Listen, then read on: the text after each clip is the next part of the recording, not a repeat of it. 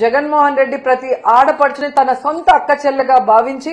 వారి పసుపు కుంకుమలను కాపాడాలి, వాళ్ళ భర్తలు, వాళ్ళ అన్నదమ్ములు, వాళ్ళ కొడుకుల ఆరోగ్య పరిస్థితి కాపాడాలన్న ఒక మంచి ఉద్దేశంతో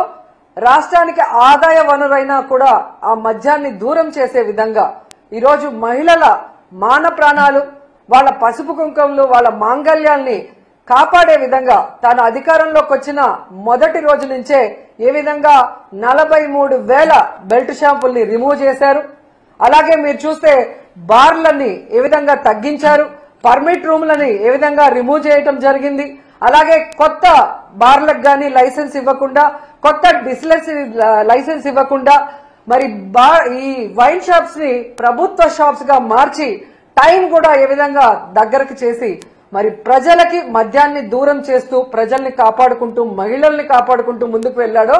ఈ రాష్ట్రంలో ఉన్న మహిళలందరూ ఈ రోజు మళ్లీ ఒకసారి గుర్తు చేసుకుంటున్నారు. ఎందుకంటే ఈ రోజు ఈ రాష్ట్రంలో నారావారి ఈ కల్తీ సారాతో ఎంత మంది రాష్ట్ర వ్యాప్తంగా చనిపోతున్నారు, దీని వెనక అంటే ఈ రాకెట్ వెనక పెద్ద పెద్ద వాళ్ళు ఎలా ఉన్నారో సాక్ష్యాధారాలతో కూడా మీకు బయటకు వస్తున్నాయి. నిజంగా ఎంత సిగ్గుచేటంటే ఈరోజు ఈ మొలకల చెరువులో బయటపడ్డ కల్తీ మద్యం స్కామ్ చూస్తే ఈ టీడీపీ నాయకులు అనేవాళ్ళు డెకాయిట్ల కన్నా బందిపోట్ల కన్నా ఎంత ఘోరంగా తయారయ్యారో మనకు అర్థమవుతుంది.